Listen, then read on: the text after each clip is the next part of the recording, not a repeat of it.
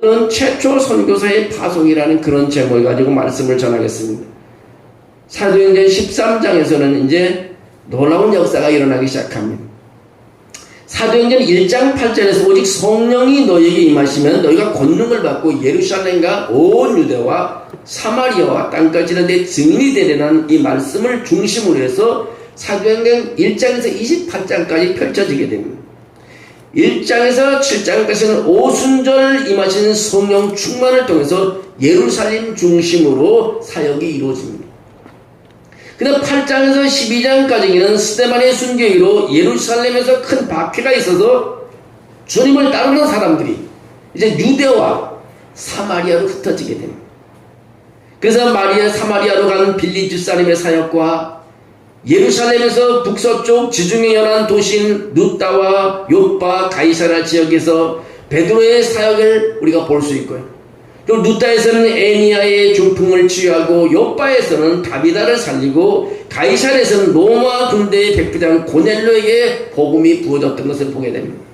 마침내 복음은 시리아를 넘어 지금의 터키 땅인 안디옥에까지 이제 이르게 됩니다. 그래서 오늘부터 13장부터 28장까지는 복음이 땅끝까지 전해지면서 로마 제국의 심장부까지 전해지는 말씀이 펼쳐지게 됩니다. 오늘 본문은 복음이 땅끝까지 전해지는 것의 출발로 안디옥 교회에서 누가 선교사로 부르심을 받게 되는지와 그들의 첫 선교지인 구브로에서 있었던 일에 대해서 말씀하고 있습니다. 오늘 1절 말씀은 이렇습니다.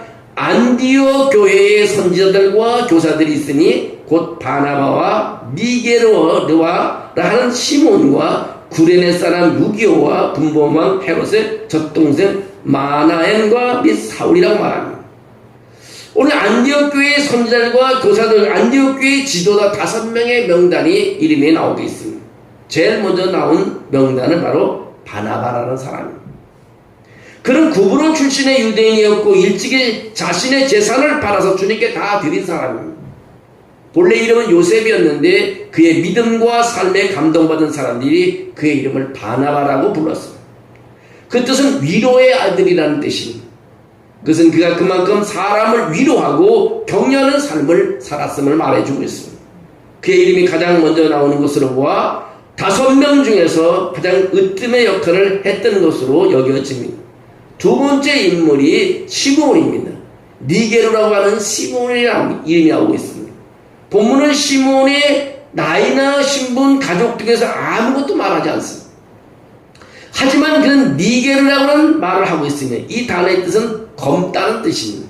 그래서 흑인을 뜻하는 영어 니그로가 파생된 말입니다. 즉 시몬은 흑인이었다는 것입니다. 그가 흑인이었다면 이방인이 틀림없습니다.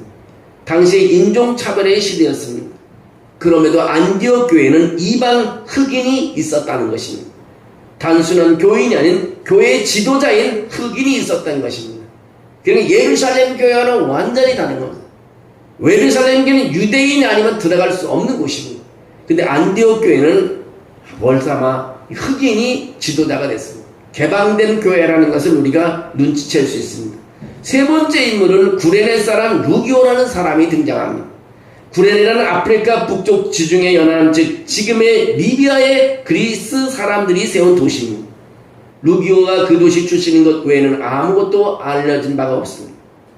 그는 특별히 소개할 만한 것이 없는 평범한 사람일지라도 그 역시 안디옥 교회의 지도자가 되었습니다. 네 번째는 분봉왕 헤롯의 젖동생 마나엔이라고 말하고 있습니다. 젖동생이라는 것은 같은 젖을 먹고 자란 사람을 뜻합니다. 또 다른 말로 말하면 중마고를 의미하기도 합니다. 마나엔이 분봉왕이었던 헤롯의 젖동생이었다면 그 역시 당시 최고 귀족 출신이에는 틀림이 없습니다. 로마 제국의 지배에서 집권층의 유대인이라면 일반 유대인들에게는 매국노 역임을 받았을 것입니다. 그러나 그 배경을 가진 사람도 안디옥 교회의 지도자 중에 한 사람이었다는 것입니다. 그 다음에 마지막에 사울이라는 이름이 등장합니다. 우리가 잘 알다시피 그는 정통 유대인이었고 바리새파 출신이었습니다. 바리새인이라면 주님으로부터 위선자로 질타를 받았던 사람이었습니다. 게다가 그는 주님을 부정하고 주님의 말씀을 짓밟고 주님 믿는 사람들을 잡아들이는 폭군이었습니다. 자격으로 따진다면 그는 교회의 지도자는 말할 수 없습니다. 교인 자격도 없는 사람입니다. 그럼에도 그는 안디옥 교회의 지도자가 되었습니다. 이처럼 안디옥 교회는요, 오합지졸을 모아놓은 것처럼 우리가 사람을 상식적으로 볼 때는 저 사람이 지도자가 될 수 없는 사람인데도 불구하고 안디옥 교회에 이런 사람들이 묶여져 있는 것을 보게 됩니다. 이것이 안디옥 교회의 특징입니다. 안디옥 교회의 현실입니다. 그들은 결코 한 그룹으로 묶일 수 없는 사람들이었습니다. 그럼에도 안디옥 교회는 주님 안에서 국적을 넘었고요, 신분을 넘었고요, 지역 출신을 넘었고요, 계층을 넘었고요, 인종을 넘어섰고 사상을 초월하여 한 지체를 이루고 있었다는 것입니다. 여러분, 성령이 임하니까요, 이렇게 되는 겁니다. 도저히 하나가 될 수 없는 가운데도 성령이 역사하니까 모두가 하나 됩니다. 미국이라는 나라가 무섭잖아요. 미국이라면 다 백인인 것처럼 그렇지 않아요. 흑인도 많고요, 중국계도 많고, 인도계도 많고, 저 남미도 많고, 다 본 미국인이에요. 근데 미국인 나라가 얼마나 단합을 잘하지. 그들이 교육을 잘 받는 거죠. 우리는 뭔데 백의 민족이라 그래도 서로 정치부터 갈라지기 시작하는 거예요. 지역으로도 갈라지고, 학경으로도 갈라지고, 잘 사는 자가 못 사는 사람과 갈라져. 우리나라도 성령이 한번 임하면은 우리가 하나가 돼서 하나님께 영광을 돌릴 수 있는 민족이 될 줄로 믿습니다. 오늘 안디옥 교회는 이런 상식적으로 하나가 될 수 없는데도 불구하고 이 지도자들이 하나가 돼가는 것을 볼 수 있습니다. 그런 사람들을 지도로 세웠다는 것은 교인들도 동일한 믿음과 가치관을 갖고 있었다는 것입니다. 안디옥 교회야말로 남녀노소 빈부귀천을 초월한 주님의 지체들이었습니다. 그래서 하나님께서는 그때까지 유대인들이 거의 대부분이었던 예루살렘 교회로부터 완전히 벗어난 안디옥 교회로 사도행전의 축을 옮기고 있습니다. 이제 예루살렘을 중심으로부터 복음이 전달이 시작됐던 그 축이 이제 안디옥 교회가 이제 원동력이 돼갖고 안디옥 교회부터 출발하는 것을 보게 됩니다. 2절 3절 한번 보겠습니다. 주를 섬겨 금식할 때에 성령이 이르시되 내가 불러 시키는 이를 위하여 바나바와 사울을 따로 세우라 하시니 이에 금식하며 기도하고 두 사람에게 안수하여 보내리라. 여러분, 주를 섬긴 그 성령이 말씀하신 성령이 바나바와 사울을 다시 세우라고 말하고 있습니다. 성령님께서 이방인을 위한 주님의 도구로 바나바와 사울을 따로 세울 것을 안디옥 교회에 명령하시고 계십니다. 이 안디옥 교회는 금식하며 기도한 후에 보냈다고 말하고 있습니다. 여기서 우리가 새겨야 할 것은 안디옥 교회가 선교사를 보낸 사람을 선정할 때 제비를 뽑지 않았습니다. 가룟 유다를 대신하는 사도를 뽑을 때 마띠아를 정한 것이 성경에 나오는 제비 뽑기의 끝인 것입니다. 사도행 6장에 보면 구제와 재정 출납을 담당할 7명의 집사를 뽑을 때는 제비 뽑기 방법을 사용하지 않았습니다. 성령 충만한 사람들을 추천했습니다. 믿음과 성령에 충만한 사람 스데반, 빌리, 브로호로, 니가노로, 디몬, 바메나, 니골라 이 7명 성령과 믿음이 충만한 사람을 지도자로 세웠다는 것을 알 수 있습니다. 그래서 제비 뽑기만 성경적으로 주장하는 것이 아니라 추천한 성령이 충만한 사람들을 교인이 추천해서 지도자로 세웠다는 것입니다. 안디옥 교회가 선교사로 파송할 사람을 세울 때 금식하며 기도했다는 것은 그 일이 쉽지 않았다는 의미인 것입니다. 그런 안디옥 교회 사람들은 교회에서 가장 존경받는 사람을 선교사로 따로 세우라는 성령님의 인도하심에 순종했습니다. 그리고 보냄이라고 말하고 있습니다. 이 보냄이라는 말은 헬라어 말로 아폴리오라는 동사인데 이건 풀어주다라는 뜻이 있습니다. 놓아주다는 뜻이 있습니다. 사람을 보내기 위해서는 보내기 이전에 먼저 나로부터 풀어줘야 된다는 것입니다. 나로부터 먼저 자유케 해줘야 된다는 것입니다. 이것이 없으면 보내서도 보내는 것이 아닙니다. 우리가 우리 자녀들을 다 키우면 보내잖아요. 풀어주고 보내야 되는데 계속해서 결혼을 시켰는데 불구하고 자꾸 결혼 안 한 사람처럼 자녀들을 다루게 되면 행복하게 살 수가 없는 거죠. 오늘 성령이 충만할 때 모든 교인들이 보냈다는 것은 풀어줬다는 뜻이 여기 있습니다. 안디옥 교회 사람들은 바나바와 사울을 자신들로부터 진정으로 풀어주었다고 합니다. 자유롭게 복음을 가서 전할 수 있도록 이제 모든 것을 내려놓게 했습니다. 오늘 4절 12절 말씀 보겠을 때 구브로에 전도하는 것을 보겠습니다. 13장부터 14장까지는 이제 약 2년간의 바나바가 1차 전도 여행을 떠나게 됩니다. 4절 한번 제가 읽어보겠습니다. 두 사람이 성령의 보내심 받아 실루기아에 내려가 거기서 배 타고 구브로에 가서라고 말합니다. 마침내 바나바와 바울은 성령의 인도하심을 따라 구브로로 향하는 배를 타기 위해서 실루기아로 내려갔다고 말하고 있습니다. 실루기아는 안디옥 남서쪽 26km 지점에 위치한 지중해 연안 항구 도시였습니다. 이때 실루기아에서 구브로로 가는 배를 타는 바울을 주목하는 사람은 아무도 없었습니다. 그러나 그날 실루기아 항을 출발할 때 배는 단순히 바울이 탄 배가 아니었습니다. 뭐냐? 그 배길이 바울의 인생을 바꾸어 놨다는 것입니다. 인류의 역사를 바꾸어 놨다는 것입니다. 바나바 바울이 성령의 보내심을 받아서 처음 도착한 것이 바나바의 고향인 구브로라는 도시입니다. 부활하신 주님께서 제자들에게 땅끝까지 이르러 증인이 되라고 하셨습니다. 하지만 제자들을 처음부터 땅끝까지 보내신 것이 아닙니다. 먼저 그들을 갈릴리로 부르신 다음에 갈릴리에서 주님의 증인된 삶을 다시 시작하게 했습니다. 갈릴리는 제자들의 고향이었습니다. 다메섹으로 가는 길 위에 바울을 부르신 주님께서는 바울이 그 즉시 복음을 전가하는 것을 허락하지 않았고 주님께서는 그를 13년 동안 다소에서 거하게 하신 다음 안디옥으로 불렀습니다. 그리고 다소는 바울의 고향인 것입니다. 이 말씀에도 우리가 되새겨야 할 것은요, 주님의 명령에 순종하여 땅끝까지 그리스도인으로 살아가는 것의 출발점은 언제나 자기 고향이라는 것입니다. 자기를 아는 사람들 앞에서부터 시작한다는 것입니다. 우리를 잘 아는 사람 앞에서 우리는 그리스도여야 하고요, 하나님의 사람이어야 합니다. 또 그래야만 우리를 모르는 사람 앞에서 그리스도인으로 하나님의 사람으로 살아갈 수 있다는 것을 보여주고 있습니다.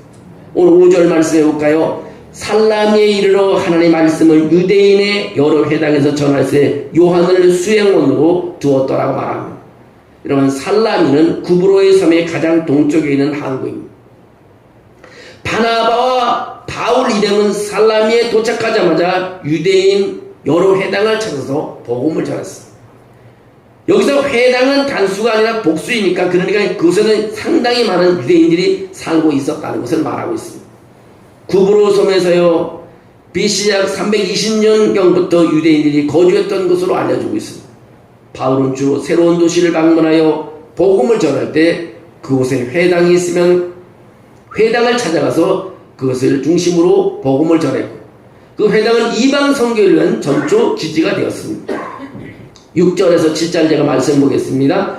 온 섬 가운데로 지나서 바보에 이르러 바예수라는 유대인 거짓 선지자인 마술사를 만나니 그가 총독 서기오 바울과 함께 있으니 서기오 바울은 지혜 있는 사람이라 바나바와 사울을 불러 하나님의 말씀을 듣고자 하더라고 했습니다.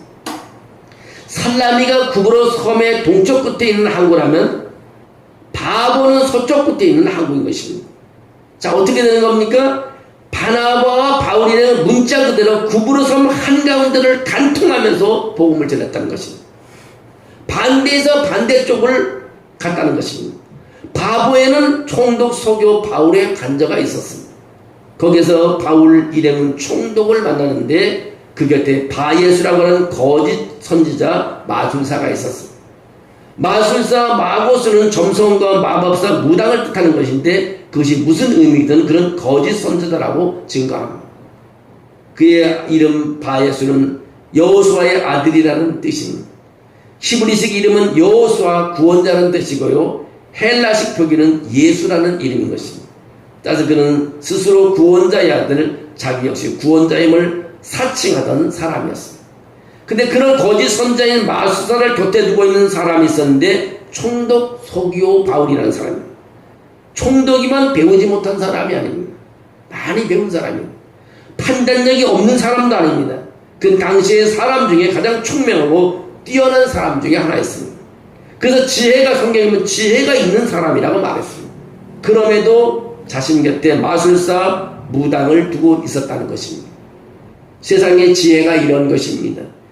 2000년 전이나 지금이나 똑같다는 것입니다. 지금 첨단 과학이 발달하고 사람들이 과거보다 비교할 수 없을 정도로 많이 배운 사람들 오늘날에 많습니다. 그래도 점집은 여전히 성행하고 있고 신문에 오늘의 운세는 빠지지 않고 나온다는 것입니다. 게다가 성공하고 출세한 사람 중에 무속인에게 빠져있는 사람도 많다는 것입니다. 사람이 만물의 영장이어도 그 마음에 하나님의 말씀이 없고 하나님의 목적 삼지 않는다면 서기오 바울과 다를 바가 없다는 것입니다. 그래서 성경은 여호와를 경외하는 것이 지식과 지혜의 근본이라고 잠언서 1장 7절에 말합니다. 즉 하나님을 경외함이 없으면 근본이 없는 사람이 된다는 것입니다. 자, 8절 말씀에서 읽어볼게요. 이 마술사 엘루마는 그 이름을 번역한 마술사라 그들을 대적하여 총독으로 믿지 못하게 힘쓰니라고 말합니다. 참된 진리의 목마름이 있었던 서기오 바울 일행에게 하나님 말씀을 듣기를 원했습니다. 근데 이 마술사가 방해를 합니다. 엘루마도 마술사라는 의미인 것입니다. 그가 총독으로 하여금 믿지 못하게 힘쓴다고 했습니다. 왜곡시키고 비틀다는 뜻입니다. 바울이 전하는 말마다 마술사가 그 뜻을 비틀어 버렸습니다. 이때 바울의 반응이 너무나 놀랐습니다. 9절에서부터 12절 말씀입니다. 이 말씀을 같이 읽어봤으면 좋겠습니다. 같이 읽어보겠습니다. 바울이라고 하는 사울이 성령이 충만하여 그를 주목하고 이르되 모든 거짓과 악행이 가득한 자요 마귀의 자식이요 모든 의의 원수요 주의 바른 길을 굳게 하기를 그치지 않겠느냐. 보라 이제 주의 손이 내 위에 있으니 내가 맹인이 되어 얼마 동안 해를 보지 못하리라 하니 즉시 안개와 어둠이 그를 덮어 인도할 사람을 두루 구하는지라. 이에 총독이 그렇게 된 것을 보고 믿으며 주의 가르치심에 놀라게 여기니라. 여러분 이제까지 스스로가 구원자인처럼 동행했던 바예수는 그 눈이 멀게 되어 자신을 인도해 줄 사람을 찾아야 했습니다. 그 모습을 본 총독은 이제 하나님을 믿게 되는 것입니다. 이 마술사는 얼마 동안 해를 보지 못했다고 증거하고 있습니다. 그 후에는 다시 볼 수 있었다는 것입니다. 그는 다시 시력을 얻은 후에 거짓 선지자의 삶의 마침표를 찍고 하나님을 경외하는 삶으로 새 출발을 했을 것입니다. 여러분 사도행전 13장에서 28장은 땅끝이라고 여겼던 로마 제국의 심장부까지 어떻게 복음을 전해준지 보여주게 될 것입니다. 하나님께서는 그 역할을 예루살렘 교회가 아닌 이방인 지역에 세웠던 안디옥 교회를 통해서 이루어진다는 것입니다. 그래서 안디옥 교회가 하나님만을 자신들이 힘으로 삼고 유대인 이방인 장벽을 넘는 사람이 있었기 때문인 것입니다.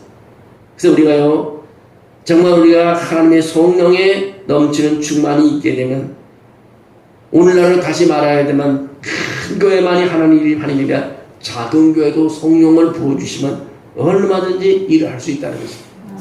예루살렘 교회가 중심이었지만 그 축을 이제 안디옥 교회로 옮겨버렸다는 것입니다. 왜냐하면 하나님께서는 예루살렘 교회 가지고는 세계 성경을 할 수 없고 땅까지 복음을 증거할 수 없다는 걸 알고 계셨어요. 너무 유대인들이 마음문을 열지 않고 이제 그러니까 안디옥 교회를 하나님께서 세우셔서 안디옥 교회 모든 사람 모든 종족을 세우셔서 거기서 세계의 선교에 나가는 모습을 볼 수 있습니다. 안디옥 교회가 하나님만을 자신들이 힘으로 삼고 유대인 이방의 장벽을 넘는 사람이 있었던 것입니다. 우리의 신앙생활은요 차별의 장벽을 넘어 찾아갈 사람을 찾을 때 주님의 통로가 열리게 되는 것입니다. 여러분 유대인은 통로를 열지 못했어요. 밥을 먹어도 자기들끼리만 밥을 먹었어요. 누굴 도와도 자기들끼리만 도왔습니다. 그런데 안디옥 교회는 열려있는 교회가 됐던 것입니다. 안디옥 교회의 사역 책임자로 있던 바나바와 사울을 선교사로 내본다는 거죠. 성령에 충만하니까 나가게 되는 것입니다. 욕심 부리지 않았습니다. 모든 것이 하나님의 성령에 이끌리는 사람들이 안디옥 교회에 모여들기 시작했다는 것입니다. 그러면 우리는요 항상 하나님의 이끌리는 삶을 살아가야 될 줄로 믿습니다. 때로는 내가 쥐고 있으면요 하나님은 다른 사람에게 하나님의 사역을 옮길 때가 많이 있습니다. 여러분 마음을 열고요 하나님을 바라보기 때 하나님께서 우리가 쓰임받는 삶이 되어야 됩니다. 우리 기쁨이라는 건 뭡니까? 일할 수 있다는 것이 기쁨이잖아요. 쥐고 있으면 소용이 없는 것입니다. 우리 신앙이 바로 그런 것입니다. 오늘 13장에서부터 14장으로 14장에서 바로 1차 전도여행부터 2차, 3차가 퍼져지게 되는데요. 하나님의 역사는 멈추지 않습니다. 하나님의 일을 방해할 수가 없습니다. 방해하는 사람은 무너져가는 것입니다. 방해해도 하나님은 승리해 주시는 것입니다. 여러분 때로는 아이고 틀렸구만, 그게 아닙니다. 하나님 또 일어나게 하십니다. 넘어져도 다시 일어나서 뛰게 하십니다. 내가 몸이 아파도 끝난 것이 아닙니다. 천국 갈 때까지 또 하나님께서 기회를 주시는 것입니다. 성경에 많은 인물들이 바울도 그랬죠, 다윗도 그랬죠. 끝난 것이면 끝난 게 아닙니다. 하나님은 또 사용하시는 것을 보게 됩니다. 내가 포기하고 돌아서니까 끝나는 것이지, 하나님을 바라면 하나님께서 우리를 또 찾아와서 또 사용해 주시는 것입니다. 오늘 축을 예루살렘 교회에서 안디옥 교회로 옮겼습니다. 난 우리가 열심히 우리가 기도해서 하나님께서 우리 교회를 쓰는 교회로 그런 삼기를 기도하고 있습니다.